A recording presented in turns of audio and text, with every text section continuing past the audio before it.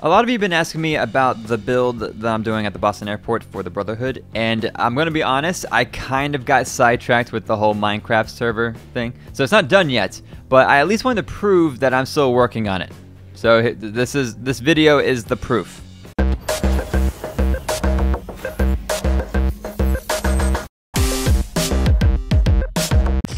I know I start off all these Boston airport videos down here and it's always empty, like the first floor is always empty, but I'm working my way down, okay? So it might not look like a lot of progress down here, but just you wait until I turn this corner.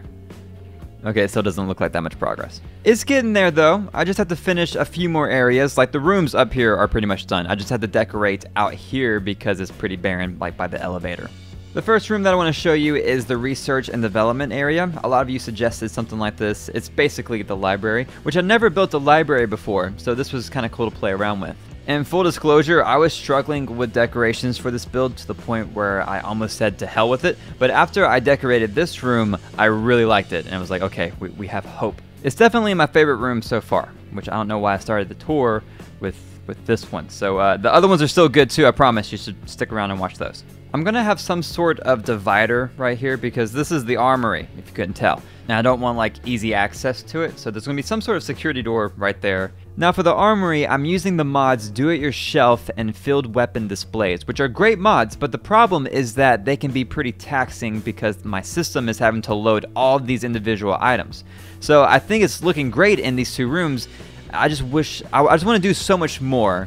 But I know if I do that, it's going to give me even more of a lag, so I'm trying not to. But I want to fill up like above the armor, you know, I want to put like shelves all the way up here and just really pack out this room. But like I said, I just know that my frame rate is just going to drop even more. I already kind of have that rubber band effect.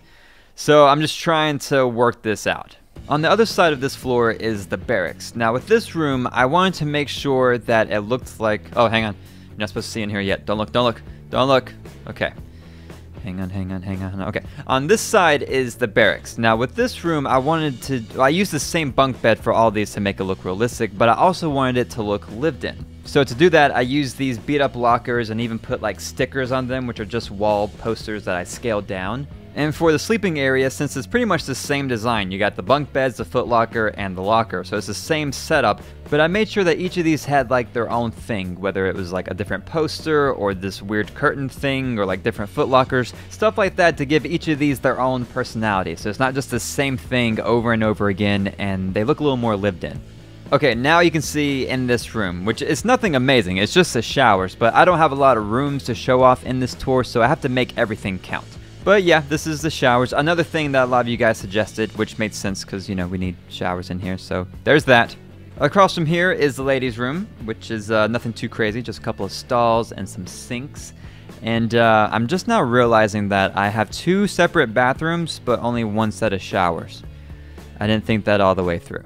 Now, ladies, if you were ever curious about what a men's restroom looks like a public restroom looks like, this is pretty much all of them. There are at least a couple of urinals very close together with no divider, so we get pretty familiar pretty fast. Always one that's like slightly lower than the other ones just to mess with your OCD. And only one stall, there's always one, and it's always questionable. And the last room that I want to show you, I actually gave you a sneak peek of in one of my other videos that was not related to this build. If you saw it, let me know in the comments, but you can't go back and look. That's cheating. It's still kind of a work in progress, but this is the control room. A buddy of mine showed me the Enclave workshop mod that gave me all these walls, the research tanks, and this middle console over here, which worked out perfectly for what I was going for in this room. I like the idea of them doing their own research on the creatures of the Commonwealth so they know what their threat is, what they're dealing with, and having this middle console to keep tabs on everything. It's just very, you know, Brotherhood and Enclave-esque. So that's all I have for now. I still have to decorate the entire bottom floor, but I know exactly what I'm going to do in each of those rooms. For me, the hardest part is figuring out what the hell to put in here. So since I already have that figured out, it's not going to take me nearly as long.